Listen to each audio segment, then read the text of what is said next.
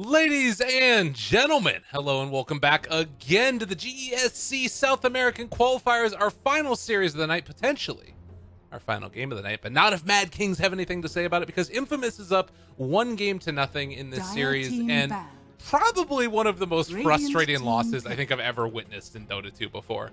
Like, they go in, they want to try and push. They keep putting themselves in these positions where they want to try and push for high ground, take some like definitive advantage, and then Earth Spirit just TPs back casually, cool as a cucumber, and goes in, stuns everybody, and then Lone Druid takes the rest of the base. It's just all gone, like instantly mega creeps. 5 seconds remaining. And they were doing great. They were way ahead on kills, way ahead on everything. They don't ban Lone Druid, so they're leaving it through, and Infamous are going to take a shot at even first. So we'll see which route they want to go. But with a 1-game advantage, it might be Infamous just trying to stomp on them some more, because this feels like they know what they need to do to win, to like constantly. And maybe it's just that game, but it felt like they never panicked, right? There was never a moment there where Infamous was like, we're so far behind, chain feed. There was one kill on the Lone Druid the entire game, and that was the one moment where it was like all well set up. But it feels like Infamous's map movement and just play in general has been a little bit stronger. That being said, Mad Kings did not look bad. They were in that game. They were winning at certain points, sort of ish. Like, winning is always so weird with a Lone Druid in the game, because you're ahead in terms of kills and you have a lot of gold on your cores, but all of a sudden you get this huge injection of gold from the towers and barracks that you're taking, and it doesn't really matter. So things that I would like to see this next game is I like the Shadow Shaman pick. That felt good to me. It was one of the strongest things that I think has been banned out pretty consistently. The Clockwork, I'm not as big of a fan of. I mean, I think the hero's pretty good. It's just, I don't know. I think that there's position 4s that feel a little bit stronger to me. And position 3s definitely that feel stronger to me. So, yeah, that was, I keep it in my head constantly. The mega creeps are just there instantly. It's probably going to stick out as one of the most memorable moments from these qualifiers. Granted, it's only 1 day into them. And keep that in mind, everybody. We do have more qualifiers that are going to be taking place over the next couple of days. So in this tournament right now, you've got SG, T-Show, Mad Kings, and Infamous. There's an upper bracket and a lower bracket. So the losers, T-Show, and then whoever loses this series are going to face off against each other. And that match is going to take place tomorrow at around this same time as well. 5 seconds the first match tomorrow will be SG playing the winner of this series. So potentially Infamous, potentially Mad Kings. Dire team bad. And then, of course, a little bit later on down the road, we are going to have on the 8th the lower bracket finals for round 2. And then the grand finals, which I believe is a best of 5. Yeah, so it's 2 best of 3s today, 2 best of 3s tomorrow, and then a best of 3 and a best of 5 on the 8th of this month. So lots of Dota 2 coming up. On top of that, there's also CIS qualifiers. I believe that BCOP is covering those. And I think that those are the only qualifiers that are happening for this tournament right now. There's probably some other ones that are going on as well. A couple things for like whatchamajigger? What am I thinking of? The Southeast Asian region. I think they have some that are coming up soon as well, but just keep your eyes on the horizon. Follow all of us on Twitter, which, by the way, I'll give myself the shameless plug. If you feel so inclined, you can follow me on Twitter at LyricalDota. And then, of course, this tournament, I believe it's at GESC. I got to double check, but let me double check that I get that right. Of course, Beyond the Summit is another area that you could go to look. So at Beyond the Summit, which also will have all of the other info about the other regions as well. All right, I'm not finding it immediately. Sorry, guys. I don't know where it's at. So, next round of bans. They ban out the Shadow Fiend. Don't want to get beaten by any cheesy stuff, the shenanigans that happened with Clockwork, and now Mad Kings are taking their time. I wonder certainly hope they weren't banking on that. Tiny also taken Viper and the Juggernaut. I like the Tidehunter pick here. You can't take it if you're Infamous, though, so I was wondering if maybe Mad Kings wanted to take it in, like, the second round, because I don't think that Infamous can take it themselves. 10 seconds remaining. With the Shadow Shaman in the game, I think it's just a little bit too scary being able to hex him. 5 seconds and then, remaining. obviously, you can't dispel it. If they took something like really burst heavy, then it could be a big issue. But that's probably what Mad Kings were debating with that pick and why it took them so long to choose it. Because Infamous, I guess, could have actually, because you've got a decent amount of counter initiation. You've also got save from the Shadow Demon.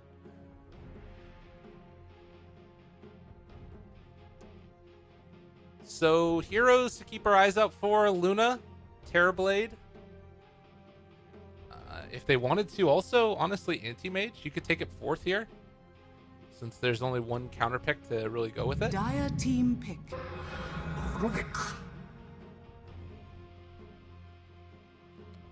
Rubik taken as well. Not a lot of damage between this support duo. You've got a good amount from Sand King that's coming out of the off lane, but this is definitely lacking here. 10 seconds remaining. 5 seconds remaining. And you've got two fairly tanky heroes as well that aren't easy to bring down. So, like, a good amount of disable, good team fight with Rubik. Great laning against Clockwork as well. And I think that he's also really great if you can steal Ravage, which is quite hard to do. But if he gets farmed, maybe get towards the Blink Dagger or something, things can happen a little bit more effectively. Dire team Weaver back. taken. Great game for Rubik. This is an amazing Rubik game, as OD is taken. So yeah, the question now is, what do they want to go for tower damage? I think AM, Luna, or Terrorblade are all great picks here. 10 seconds remaining. Maybe a little bit rough 5 against the seconds Weaver, remaining. because he can just kite him, sort of. But if it ever gets into like a one-on-one fight, Radiant team ban. you know, things could start looking a little better. They're going to take the Slark out of the pool.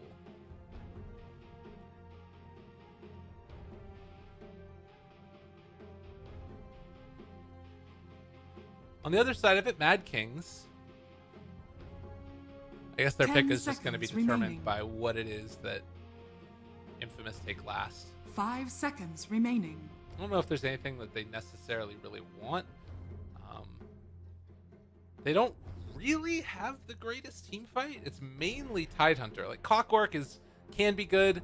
Shadow Shaman, not really the greatest. Like, you drop wards, which can be a lot of damage, but if the fight like spreads to other areas, it's not great. And then, you know, Hex is amazing, but that's more like pick-off oriented, and having to just like stand there and shackle somebody is not great.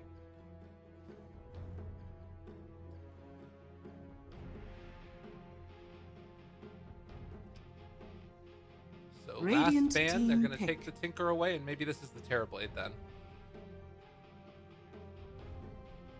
It's still dangerous because there are other heroes that you could run mid that still cause issues.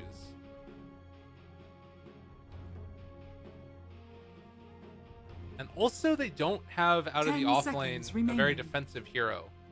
Like, that Omni Knight first phase ban by Mad Kings, I 5 think, was seconds quite good. remaining. It might be a little bit tougher to keep him alive, because Sand King wants to get into a Blink Dagger, and then maybe afterwards you can buy other stuff.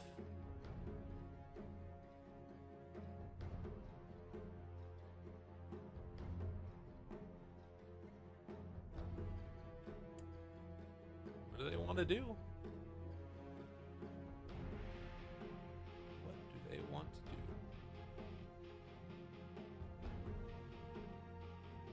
What would be the downside of taking Terrorblade? Like, a lot of this is physical damage. There's some magical, I guess. He could run into issues not being able to get his Sunder off because of Shadow Shaman.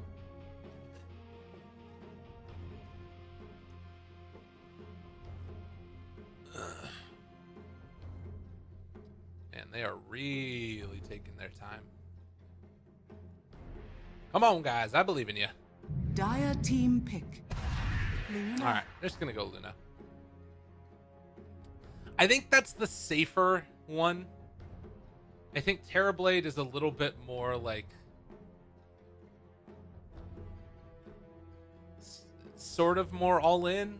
Maybe that's not fair to 10 say. seconds remaining. I guess like the low HP, high armor stuff, 5 Luna has seconds that, remaining. but it's also like it's a little bit less on the like low HP side, right? And she can take stacks better. So would like to see a lot of stacking from Infamous. Choose Wow. Holy Toledo. I was not expecting that. Is that even good here? They have a Saiyan King that's already like set to be core.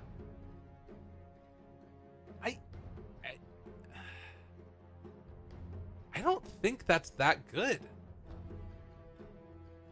I could be wrong. I definitely could be wrong, but I feel like the plus side of it is that it's actually, I think, pretty decent against Luna, because the glaives, like, it's not going to get to the point when Broodmother is very strong. Like, when she hits her peak, Luna is not going to be able to clear through those spiders 10 seconds incredibly remaining. rapidly, right? If she has Mask of Madness, then yes. 5 seconds Maybe she will remaining. still be able to. This is the thing that I always find weird about Luna, is that, like, you sort of, like, you think about, like, Luna versus PL, and you'd think, oh, Luna does AoE damage, so that means that it's going to be able to, you know, clear through those illusions, which it does, but it also means that you're sort of taking that damage away from where it would be dealing it to heroes, right? And also the spiders have more armor now, too. I think this is really going to come down to Skullfield getting a good time for himself. They might not even try and match up the Broodmother against, or rather match the Sand King up against the Broodmother until like a couple levels down the line. But I don't know. Last pick Brood, I think it's got a pretty high win rate.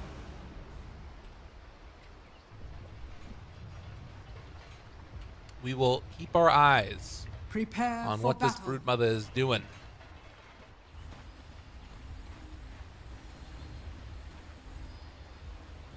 Okay. Vita, just AFK for a minute.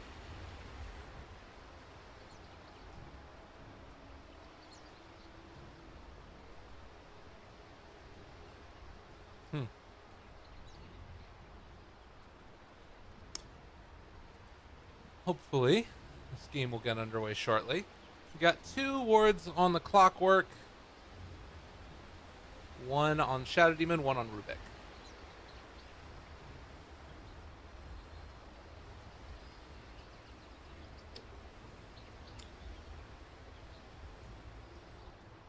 Other things to watch for. What item build Benjaz is going to go for on this Weaver?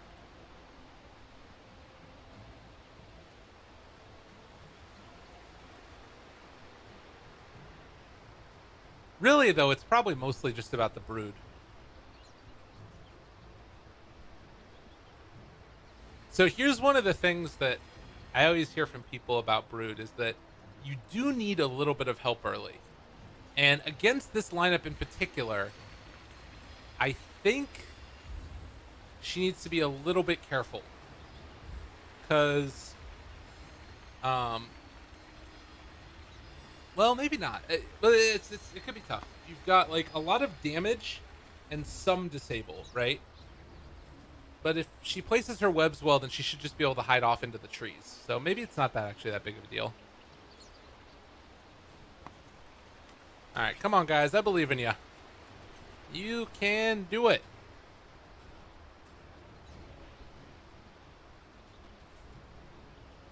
But yeah, I think that we probably won't see Sand King going up against the Brood early. Salutu para y refugee land center. I don't know what that means. My Spanish is not that good.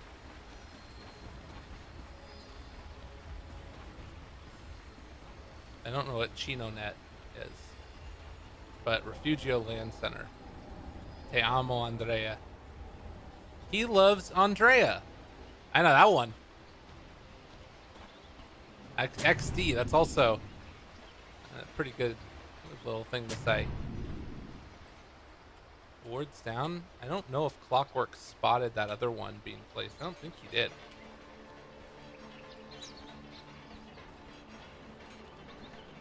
Oh, logo swap. Thanks for the help. That was one other thing I wanted to double check on. Sorry about this again. The ticketing system is all kinds of janky.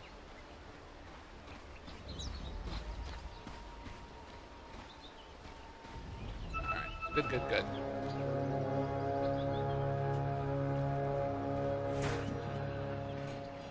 Okay. The battle begins.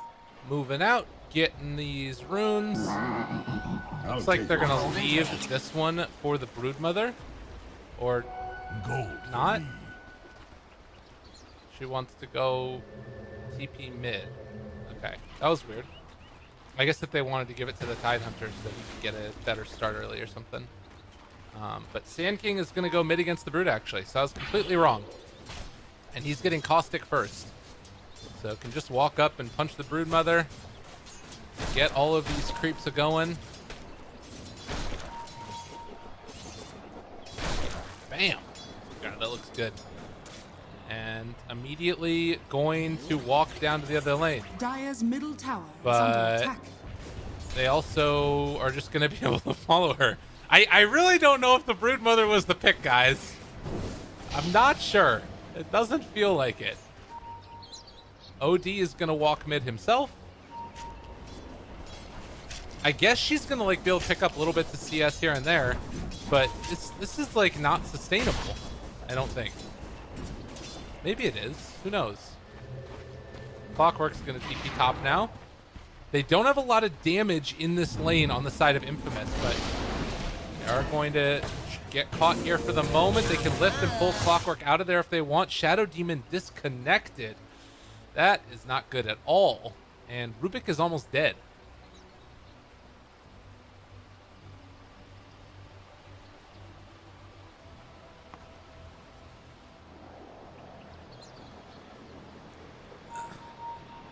Hopefully that doesn't continue to be an issue. We are getting ready to go underway again. Shadow Demon reconnects. Let's watch for this, as it should be first blood. Is there any way that they do anything else here? He's already used lift. I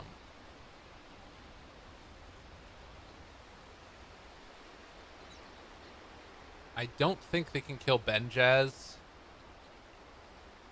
Yeah, because all they have is right clicks.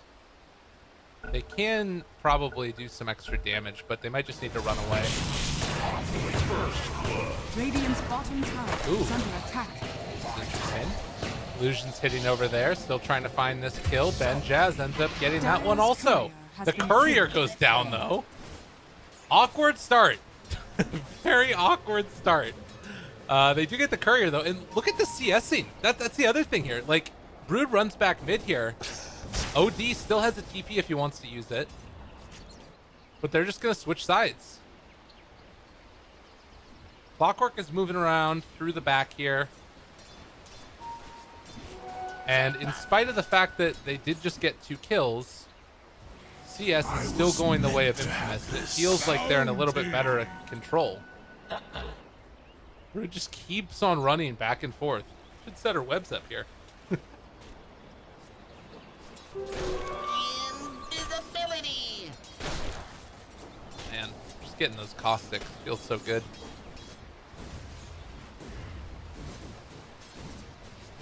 Yeah, I don't know about this. This is questionable. So Brood's back bottom, and then they just keep on sending them back and forth.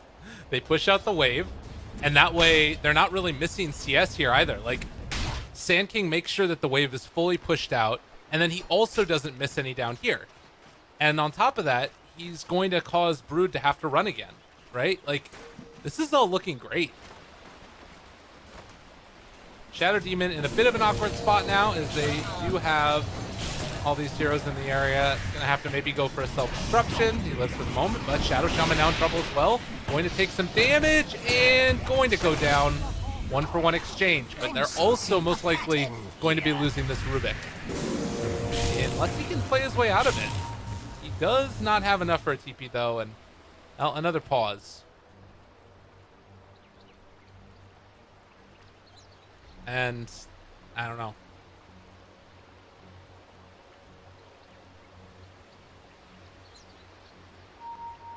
Like, Sand King has so much money. And I don't know.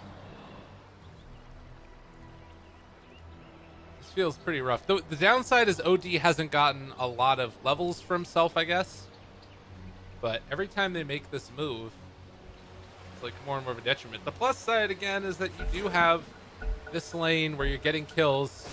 It's weird that Weaver only has, what, 4 CS?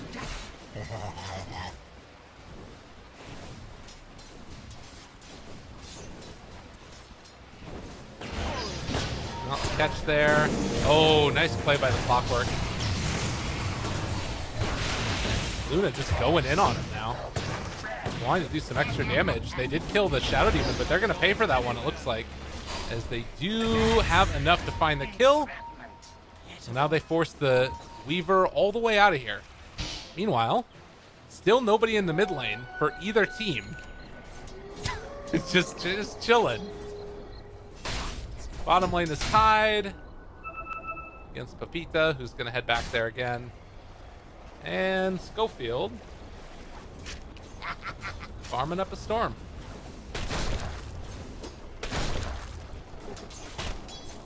Brood really needs to be careful here.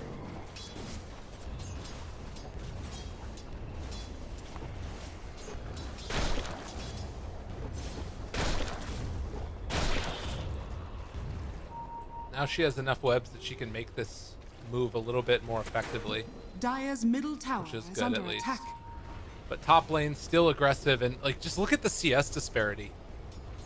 You know? Luna has 27 to the 7 of Benjaz.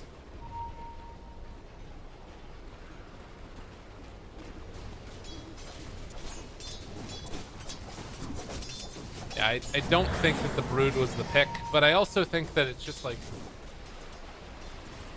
in general, this laning configuration really feels to be working their way. Like, look at this. He actually ended up going 2 in Lunar Blessing also, because it's so good with all these ranged heroes. Just a ton of damage. Schofield finds himself a little spider ring. Nice. Keep on denying the Brood. He has phase boots now. Phase boots Sand King. At just under 6 minutes. More battles going on here. Benjaz looking like he is going to get away. They do lose the Luna. That's a big kill. And still chasing, not finding yet, but they do finally get those shackles, and with the cogs as well. Looking for the deny, maybe, possibly. Can it work? No. Benjaz gets the kill. Mid lane, Tide trying to deal with the OD. But what's already a somewhat limited mana pool is being further hurt. Phase boost for him as well. TP back. Luna only level 4. Still very farm, as Clockwork is looking to make a move mid now. I'll have to keep our eyes on that, see if anything comes of it. Pull back.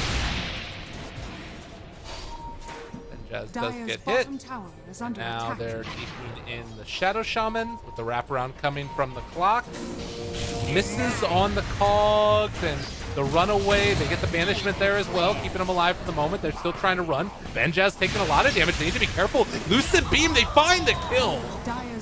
And now, also in some more trouble is going to be this Clockwork.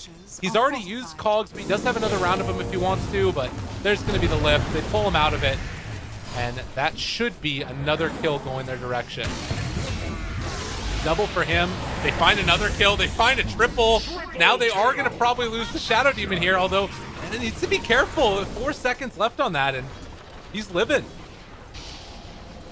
7 minutes into this game, and they've winning all 3 lanes for Infamous.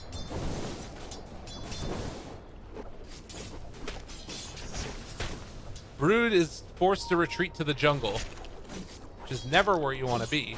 The plus side is that she can start to cut the creep wave a little bit, but you kind of lull yourself into a false sense of security when you do that enough times. As Sand King comes in, looking for the Burrow Strike, connects there, and ugh, just it hurts to be a Brood mama. Clockwork found again, but doesn't look to be able to get caught unless they can get that Lucent Beam. Not quite there for the lift. I love this OD skill build as well. Going for the 2 points there to like put the hurt into this Tide. Honestly, if he wants to, next level, getting a point in his ulti, do a lot of damage to this guy. Lucent Beam, lift, dead. Again. Oh god, if the SK knew about this. Look at him, he sees it. Oh, he wants it. It's not going to be enough. He gets a good amount though. This is the thing, right? Like, Broodmother just has to be so careful because it happens in an instant. And suddenly all your spiders are gone. And once he gets his Blink Dagger, it looks like he's going to go into the Force Staff. I actually really like the Force Staff decision because it means he can get that like instant jump forward still, or just about. Dire's bottom tower is under attack. Oh, more gold. Brood is just going to be forced to run away.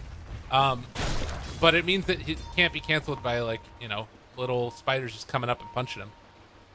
Top lane, Shadow Demon and No Man's Land trying to run away from there. They get the Hex off, Shackles as well. They do have a lift though to break that one. They're all in the paint train. Oh god, no, it's tons of damage.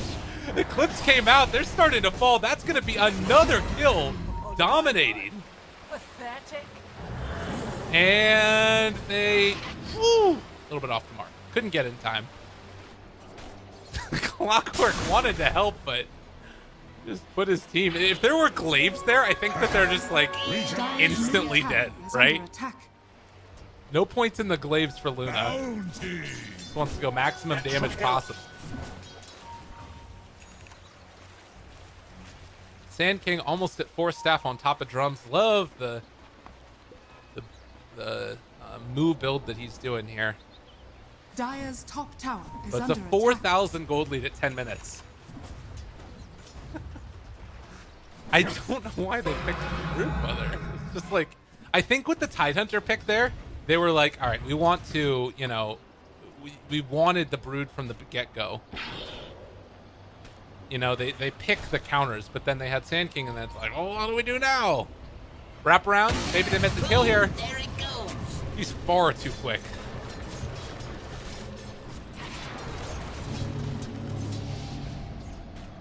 Still smoked up. Tidehunter has that Ravage available.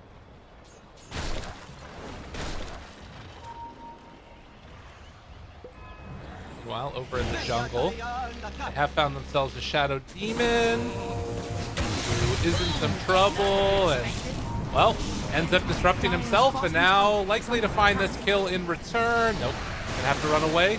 Shadow Demon's still in trouble with the Weaver chasing as well. He's gonna end up going down. They have another lift here. Luna going to drop. Yes. Double for Benjaz. Great play. And good recognition. They didn't want to take that fight. Ooh. Oh, man. Get too many of those stacks up and things go awry very quickly. It was really good play there as well. Getting the null field used to make sure that it did the extra damage also. But tier 1 tower already taken. Bottom tier 2 under assault. The Skullfield's just running away, skittering around. Under attack. Happy as a clam. I was meant to have this.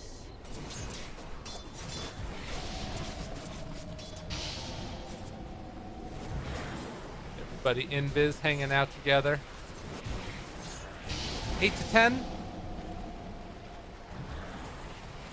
Shadow Shaman scouted out with this ward. Always very nice. Does look like it is going to be the Blink Dagger picked up for Sand King. So they're staying away from the lanes at this point as Shadow Demon. Ooh. This is great. Look at this. He's actually going to farm these himself. And Clockwork coming in. That's unfortunate that he had to use a lot of it, but good hook shot there to get out. And I think one more should do it, just about. Yeah, Clockwork's still going to end up going down nonetheless. It's level 3. This should be enough to kill them all, right? Maybe he's just going for one more. All the magic resistance, not enough there. Down Shadow Shaman. Trying to run.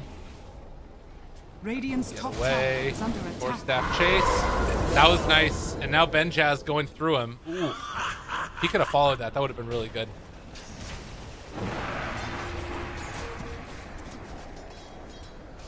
I just really haven't felt the presence of this guy. This is the nice part about having the Tidehunter.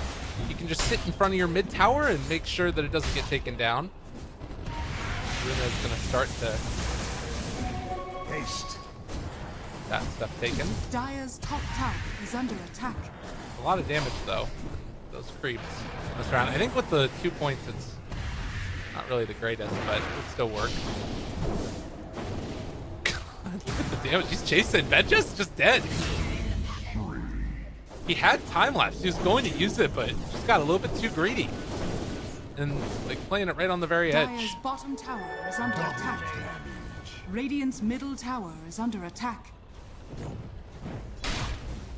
Dire's top tower is They under come in attack. just in time to get one of those creeps. As Dire's we have top level tower 6 is on fallen. Shadow Demon.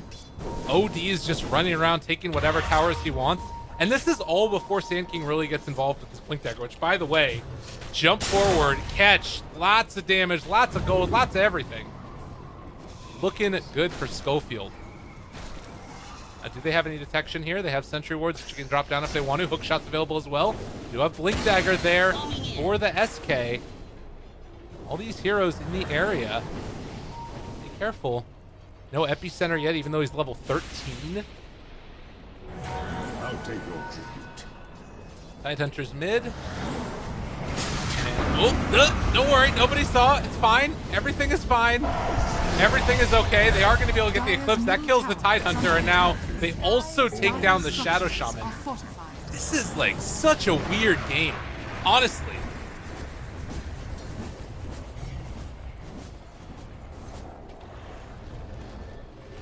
It's like there's no order at all. Oh God, Benjaz, what's going Dire's middle on? tower is under attack. Oh, they look like they're in a completely different league. Dire's middle tower has fallen. Rubik steals Spiderlings. 280 damage, plus he's got that other 320. That is a lot of nuke on a single target.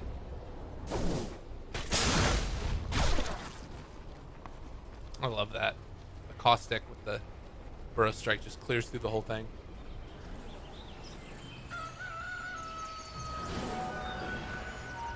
Yeah, I don't know about this one. This is feeling like a desperation play right here. And Infamous are very happy just to keep this train a-rolling. Radiant's bottom tower is under attack.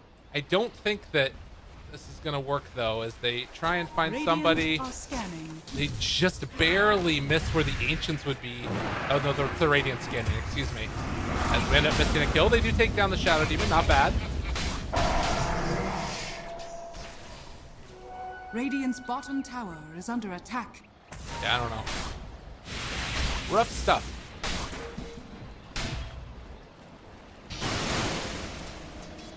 Rubik getting hit there. Gets the lift back, the pull, trying to run, is still in trouble, gets off the damage in return though. Will do a good bit to him, and that's gonna end up being a kill. Rubik goes down. Now can OD find anything here? He's looking in, spots out that Clockwork, Burrow Strike connects, doesn't get a single spell off before he drops. Now they have the Banishment, looking for the opening. They're gonna be able to find him, the SC ulti as well. He's gone. in trouble. Ravage the turn, but is it going to be enough? He just burrow strikes off into the trees. They do spot him here, but I don't think that they can do enough. Radiant's middle tower Wards is are under dropped. attack. OD maybe in some trouble here as Luna has now shown up as well. And this is going to be another catastrophe. Double kill there for the OD. 4 dead. It's an 11,000 gold lead at 17 minutes. And you can see the writing on the wall in this one.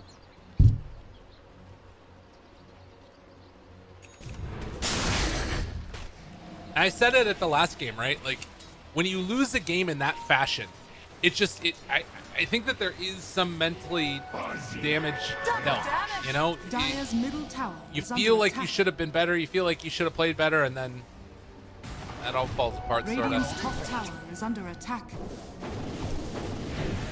Well, anyways. 1812. The real important number, though, is 11,000. Schofield down low, not dead yet. Does have a sandstorm, trying to get away. And he might be able to just play his way out of there. Yep, blinks out. Mid lane. Caught themselves a Weaver. Dead yet again. That initiation. Such a good Rubik game. They're chasing again, and they do get the Hex, but Lucent Beam, there's the Fateful. Brood can only just look on in dismay. Literally, Brood has just done, like, nothing for the past however long it's been. Needs to get in there and take Roshan, but they found the Broodmother yet again, and they have the ulti on her. She's dead. She's gone. It's over. Dire's middle Astral tower is under Self. attack. Spiders die. Clockwork is trying to escape, but I'll be dipped. It is looking rather rough, and GG is called.